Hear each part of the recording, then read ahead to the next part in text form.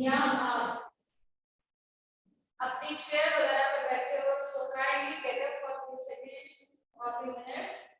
Let us do some exercises, activities so that you can be fresh, and then we can start a new topic that is related to the psychology.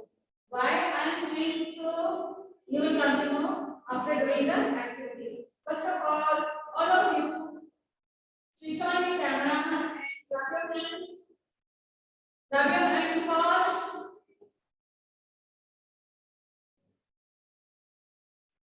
Stop.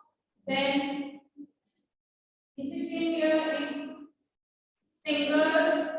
Press them. Then stretch on upward. Along with your heels upward. अपने पैरों को ऊपर की तरफ करो बेटा और हाथों को भी टर्न करके ऊपर की तरफ करो. Now bend and try to touch your toes. Touch your toes बेटा. Come back. Again. Again raise your hands up and slowly bend down. Try to touch your toes. Yes, you need some flexibility in your body and in your hands also. That's why I'm saying. Now wrist rotation. Do wrist rotation for some time. Count 1 to 15. Now from opposite side, from inward to outward. Straight bend. Keep your elbow and your arm straight. Now do the wrist rotation by counting 1, 2, 3, 4, 5, 6, 7, 8, 9, 10. Now inward up to 10. Yes, little bit jogging at your pace. Do the jogging. Very good. Do jogging. On the spot jogging beta. Start running, then only slow running. Then fast. Stop. Now, how are you feeling? Give me the answer. How are you feeling? Okay, good. Good. Those who have done the exercises, good for them. And for the others also, inspire yourself, motivate करो कि थोड़ा सा expand से या before doing any activity, कोई भी study करने से पहले हमें क्या करना है? हमें थोड़ी सी एक्टिविटी करनी है. So today we are starting a new topic that is regarding the psychology and sports. Now the question is, what is psychology? Psychology किसे कहते हैं? Physiology पढ़ा है बेटा? Physiology, psychology. Then what is psychology? Yes. Mental health. Yes. It is the science study of mind and soul. ठीक है? हमारे mind के बारे में स्टडी करना हमने या हमारे सोल के बारे में क्या कहता है हमारा मन, इसके बारे में जो होता है, या हम कह सकते हैं ह्यूमन बिहेवियर. ठीक है? ह्यूमन बिहेवियर क्या है? That is psychology. हम किस पोजीशन में किस तरीके से किस तरीके से एक्ट करते हैं, ये क्या है? इस कंसेप्ट का साइकोलॉजी. हमारा कोई भी काम जो है, कोई भी कैसे सर्कमस्टेंसेस है, हमें वहां पर किस तरीके से बिहेव करना है, ठीक है ना, उसे क्या कहते हैं? हम साइकोलॉजी कहते हैं. इसीलिए से कहते हैं human behaviour and it's relationship. ठीक है? रिलेशनशिप चाहे वो किसी के साथ चले, के साथ अपने जो फ्रेंड्स हैं अपने या अपने कोच के साथ, या हमें बड़ों से किस तरीके से करना है, या अगर उनके गुस्से होने पर हमें किस तरीके से साथ रहना है, या हमें को आगे से जवाब तो नहीं देना, या हमारे माइंड में हो कि ना I have to give answer regarding this. So behavior, human behavior, how to tackle with the situation. जो भी सिचुएशन है उसके साथ किस तरीके से हम से काम करें ताकि वो चीज क्या है वो स्मूथ हो जाए, that is called the psychology. ठीक है ना बेटा। अब क्वेश्चन है कि स्पोर्ट्स साइकोलॉजी क्या है, क्योंकि हम लोग स्पोर्ट्स के बारे में पढ़ रहे हैं, तो स्पोर्ट्स साइकोलॉजी क्या होती है। अब क्वेश्चन आता है हमारा कि स्पोर्ट्स साइकोलॉजी क्या है। No doubt it is also on psychology, क्योंकि हर मनुष्य की दिमाग की ग्रोथ पर सही तरीके से सही समय पर जो काम किया जाता है उसकी हम क्या करते हैं, उसे हम साइकोलॉजी कहते हैं। और स्पोर्ट्स में भी इसका क्या है कि हमने अपने कोचेस के साथ, अपने टीम मेंबर के साथ, खुद की एक्टिविटी के साथ किस तरीके से मैनेज करना है और किस तरीके से करना है उसे हम क्या कहते हैं, उसे हम स्पोर्ट्स साइकोलॉजी कहते हैं। अंजलि व्हाट्स द प्रॉब्लम बेटा, again and again I am admitting you, आपका क्या प्रॉब्लम आ रही है बच्चे। ठीक है, हमारे मेंटल बैलेंस, हमने माइंड का बैलेंस किस तरीके से बनाना है, हमने बिहेवियर कैसे करना है ड्यूरिंग द ट्रेनिंग टाइम, जैसे आपने ट्रेनिंग में पढ़ा है, तो how we have to follow the rules, और ट्रेनर कि वो हमें क्या चीज बता रही है या किस तरीके से बता रही है, या हमें वो किस तरीके से ट्रेनिंग करवा रही है, उनके साथ इसलिए आपने टेस्ट को by playing or off competition पे या during competition या before competition हमारा होना चाहिए।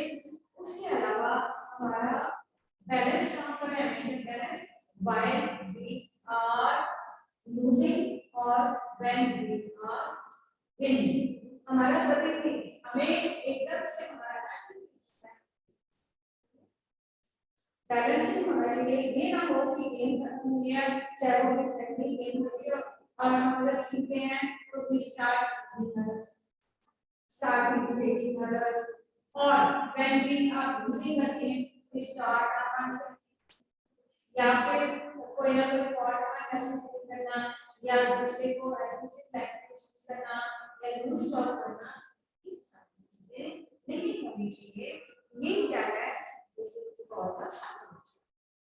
ठीक है, ह्यूमन साइकोलॉजी जो है, वैसे तो ह्यूमन साइकोलॉजी कहते हैं कि all persons are always happy when they are lose to that, या भागना जो है किसी को पसंद नहीं, but one thing is sure, when two teams are there obviously even the tidy होती है मैचेस, लेकिन एक जीतेगा और एक हारेगा।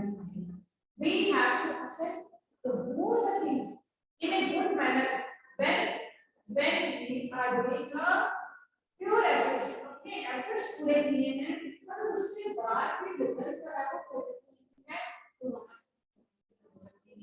लेकिन कुछ एक्टिविटी भी ना करें, कुछ efforts भी ना करें, हार्ड वर्क भी ना करें, and we are expecting more than that is wrong, और वहां पर हमेशा प्रॉब्लम्स वगैरह आती हैं। नॉर्मली देखा जाता है कई लोग, ठीक है, it's not for anyone in general, ठीक है, स्कूल में always teachers inspire you, motivate you to make a hard work करो, ऑनेस्ट रहो, हर काम को अपने तरीके से करो, क्योंकि हमारे एफर्ट्स में नजर आते हैं। लूज या break is a one part, ठीक है, और वो बहुत जरूरी पार्ट है, लेकिन हमने क्या करना है,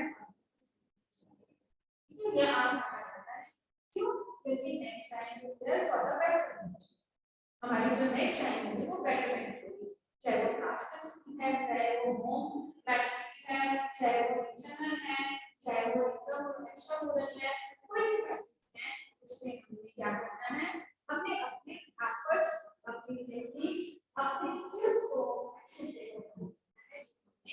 लर्न, ठीक है। अब आता है क्वेश्चन, या इस आते हैं वर्ड ग्रोथ,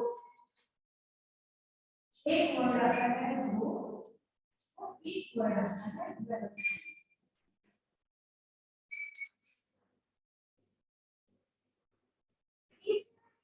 इसको क्या इन दोनों में कुछ फर्क है बेटा? ग्रोथ और डेवलपमेंट में क्या फर्क है? इसमें ये नॉर्मल सब में है।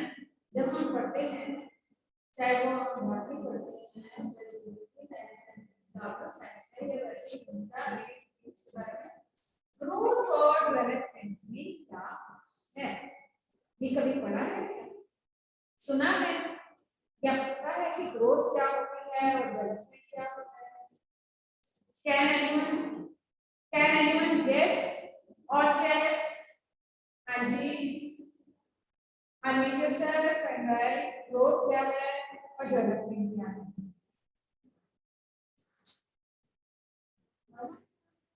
Try it. Yes. Anyone of you?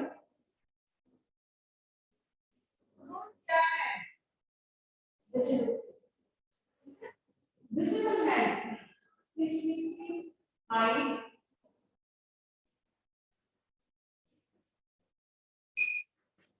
Size,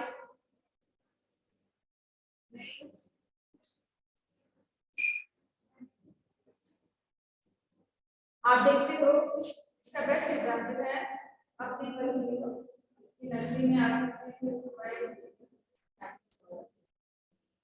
ठीक है। और वो जो है या हाइट जो है हमारी वो आपको समझ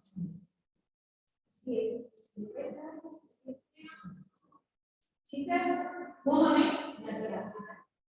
ठीक है, आप कहते हैं हमारे छोटे हो लेकिन हमारा साइंस वेट भी आप जो है मेजर कर सकते हो। ये कैसे? ठीक है, मीन टू और फैटी चेंजेस कैसे आते हैं हमें वो हम आसानी से देख सकते हैं। ठीक है, हमारे शरीर का या हमारी बदन का जो है वो हम चेंजेस जो है आसानी से देख सकते हैं। हम लार्जर में, हेवियर में, वेट में, साइज में, इन सब चीजों का चेंजेस जो है उसे महसूस कर सकते हैं, देख सकते हैं। इसलिए ये क्या है? ये ग्रोथ के अंदर आता है। Whereas in a development time वो हमारे फॉर्म वर्क चल रहा है। फर्स्ट वीक से लेकर लास्ट वीक तक हमारी जो है ग्रोथ। ठीक है बेटा, ये हमारी डेवलपमेंट है। इसकी विजिबिलिटी कम होती है लेकिन we can see it।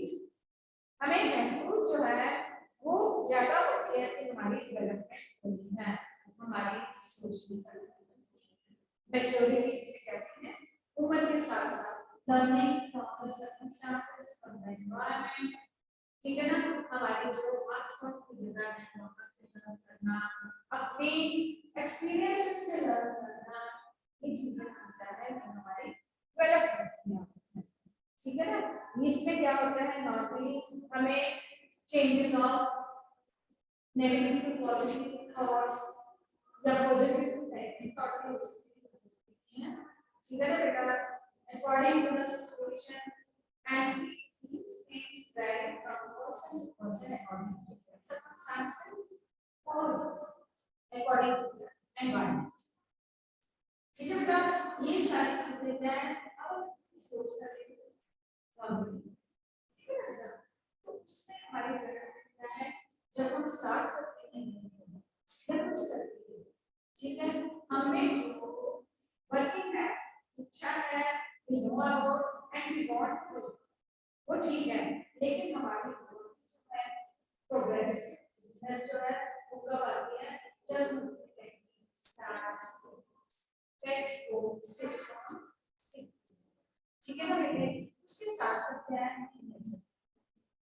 हमारा थॉट प्रोसेस, हमारा रहता है। अगर हम क्या करते हैं इस बात को कोई बात नहीं, नेक्स्ट टाइम बेटर होगा या नेक्स्ट टाइम करेंगे। इस तरीके से हम इसको शो करते हैं। हमारा बिहेवियर जो है वो हमेशा ही जैसे जैसे मूव करती है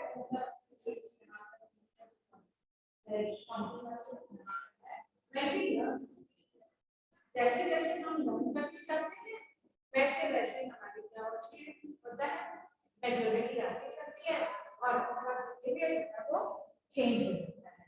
ठीक है, so the difference between the growth and the development is कि जो ग्रोथ है वो क्वांटिटेटिव है,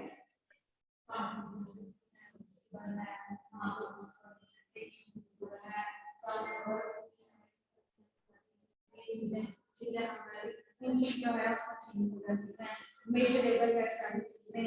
ठीक है, इसमें ग्रोथ में हमारे वेट वगैरह चेक होते हैं, हमारे चीज करते हैं, वेयर एज जहां पर हमारी डेवलपमेंट होती है वहां पर हमारी स्किल्स फंक्शनिंग हर चीज आती है। ठीक है बेटा, ये चीजें इसके अंदर आती हैं। और उसके बाद जो है ये हमारी कहीं पर भी ग्रोथ जो है उसका इम्पैक्ट जो है कुछ समय में काफी गुना या वो हमारी टाइम पे बराबर हम इसे कर सकते हैं। ठीक है ना, हमारी लर्निंग जो है is it clear? Now what is the importance of sports psychology? Sports की साइकोलॉजी का पर क्या बेनिफिट है, क्या इफेक्ट है, क्या समझाएगा और क्या इंपॉर्टेंस है अगर हम करें, इनका आंसर जो है वो एक होते हैं या कुछ पॉइंट्स ऐसे होते हैं जो, ठीक है। इसमें पहला है जब हम कोई चीज सीखते हैं एक जनरल क्लासरूम का या वैसे लेते हैं, आपको अगर आंसर आता हो, for example if you know the answer of any question कि आपको टीचर करो और आपको उसका आंसर पता है, यू ट्राई टू आंसर, ठीक है, तुम हाथ खड़ा करोगे या मैं या तुम वो बोलने की कोशिश करोगे मैं सबसे पहले इसका answer, whereas the teacher is searching कि मैंने अपनी मर्जी से अच्छे से पूछा है, अच्छा मैं पूछती हूँ, those who are not aware of that answer उनकी आंखें चलती रहती हैं ताकि मैडम के सामने ना आए। ठीक है, अब जिसे आंसर आता है इसका मतलब यहाँ पर क्या है, जो कॉन्फिडेंस है, सेल्फ कॉन्फिडेंस है, when we are learning something, when we learn something, हमारा कॉन्फिडेंस बिल्ड हो जाता है।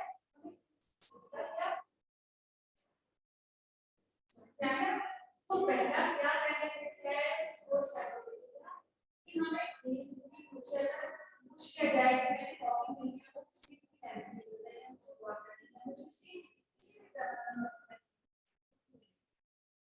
अगर मुझको पता है देन आई विल टीच, ये क्या है, ये डेवलपमेंट ऑफ कॉन्फिडेंस।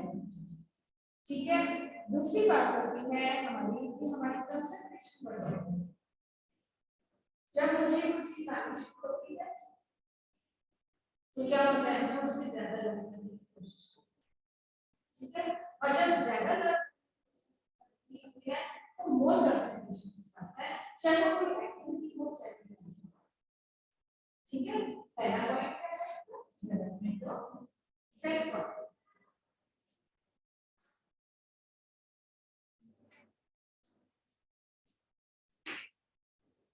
दूसरा क्या है डेवलपमेंट ऑफ कंसंट्रेशन।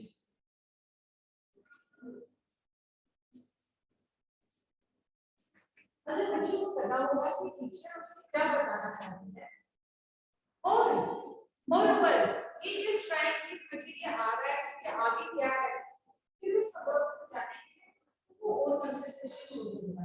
लेकिन अगर हम मिड में फॉर एग्जांपल अगर हम क्लास के मिड में आ रहे हैं so we are not aware regarding the topic, हम टॉपिक के रिगार्डिंग कुछ भी नहीं पता, ठीक है ना बेटा, और जब हमें टॉपिक हमारी प्रॉब्लम ये रहेगी हमें उस टॉपिक का ही नहीं पता तो हमारी कंसंट्रेशन बढ़ेगी नहीं, हमारी जो कंसंट्रेशन है वो नहीं बनेगी, और जब हमारी कंसंट्रेशन नहीं बनेगी तो we are not able to understand that thing. हम उस चीज को समझ ही नहीं पाएंगे, और जब हम समझ नहीं पाएंगे तो हम उसके लिए आंसरेबल भी नहीं होंगे, तो हमारा कॉन्फिडेंस भी लूज होगा। दोनों चीजें क्या है, कंसंट्रेशन की डेवलपमेंट, सेल्फ कॉन्फिडेंस की डेवलपमेंट जो है वो होती है इंपॉर्टेंस ऑफ स्पोर्ट्स साइकोलॉजी है, जब हम किसी चीज को समझते हैं। इज इट क्लियर बेटा? उसके बाद है एनहांसिंग आवर इमोशंस। ये हमारे इमोशंस को एनहांस करती है, इंक्रीज करती है, ठीक है ना। इमोशंस क्या है बेटा? Experiences, practice makes a man more better. सिर्फ परफेक्ट ही नहीं है, practice makes a man perfect. इसके और भी कई सारे हैं कि प्रैक्टिस से हम मोर मैच्योर होते हैं, मोर लर्निंग होती है, और ज्यादा चीजों को समझने में आसानी रहती है। अब हमारी इमोशंस नॉर्मली क्या होता है, when we are not in a position to learn anything, तो हम चिड़चिड़े भी होते हैं कि why he is going forward, वो आगे क्यों जा रहा है, वो मेरी वेट क्यों नहीं, या वो मुझे दिखा क्यों नहीं रहा, वो मुझे बता क्यों नहीं रहा कैसे करना है, क्योंकि ही इज।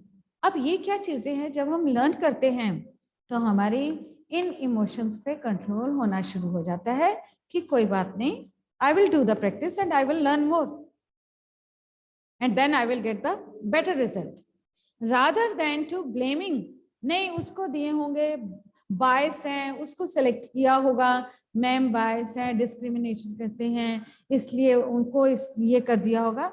ये जो थॉट प्रोसेस हमारे आते हैं, ये कब आते हैं, जब हमारे अंदर कमी होती है and we are not accepting those things. जब हम उस चीज को एक्सेप्ट ही नहीं करना चाहते कि ये मुझ में कमी है, when I will try again and again, definitely I will get the goal. मुझे गोल तभी मिलेगा जब मैं अच्छे से परफॉर्म करूंगी, ठीक है ना। मेरी जो नेगेटिव थॉट है, मेरा जो फियर है, वो सारा धीरे धीरे शट डाउन होता जाएगा, और उसकी जगह न्यू जो आएगी वो आएगी पॉजिटिव थिंकिंग। फियर जो है वो कॉन्फिडेंस में चेंज हो जाएगा, और मेरी लर्निंग जो है वो बहुत ज्यादा हो जाएगी अच्छी, और मेरी इमोशंस पे कंट्रोल होना शुरू हो जाएगा कि कोई बात नहीं, अगर मैंने इस बार लूज किया है तो next time I will do much better and I will cross this barrier. ये चीजें हमारे अंदर आ जाती हैं। अब उसके बाद स्पोर्ट्स में ऐसा भी आपने देखा होगा, जब हम मैचेस देख रहे होते हैं ना, नॉर्मली हम भी देख रहे होते हैं, तो when we see, obviously we are biased, हम अपनी कंट्री को ही फेवर करते हैं।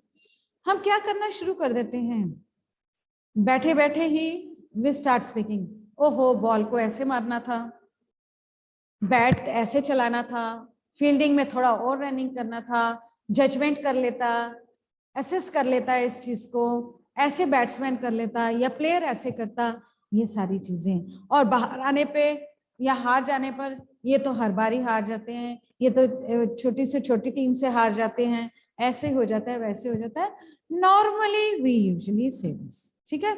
और आपने ये देखा होगा कि मीडिया भी आजकल इन चीजों को बहुत हाइप करता है, अगर हारते हैं तभी भी, और अगर जीतने की कंडीशन में हो तो ओवर कॉन्फिडेंट करके भी कई बार they just make the things in a opposite वे।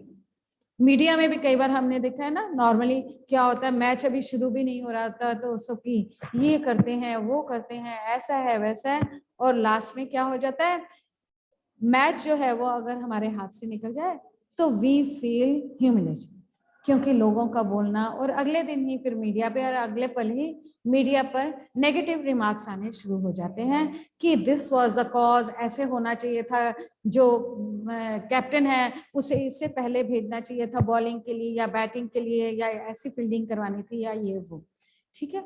तो अब ये क्या चीज है, ये है क्राउड का बोलना, और हमें उस क्राउड का जो स्पोर्ट्स पर्सन होते हैं या स्पोर्ट्स साइकोलॉजी के अकॉर्डिंग, वी हैव टू, कानों में तो हर बात जाती है, but we have to think over the things that what was lagging behind, और नेक्स्ट टाइम हमने बेस्ट कैसे करना है, not to start fighting with them, लड़ना नहीं शुरू कर देना है किसी के साथ, क्राउड के साथ, या उनको उल्टे सीधे जवाब देने नहीं शुरू करने हैं, या नेगेटिव रिमार्क्स को सुनकर गलत डीलिंग नहीं करनी चाहिए। हमें काम रहकर आराम से अपने जो ड्रॉबैक्स हैं उनको देखना चाहिए, और उसके बाद according to that we have to that what we can do in a next inning or in a next way, so that ये हमारे लिए easy होगा कि हम मैच को कैसे हैंडल कर सकते हैं या ले सकते हैं।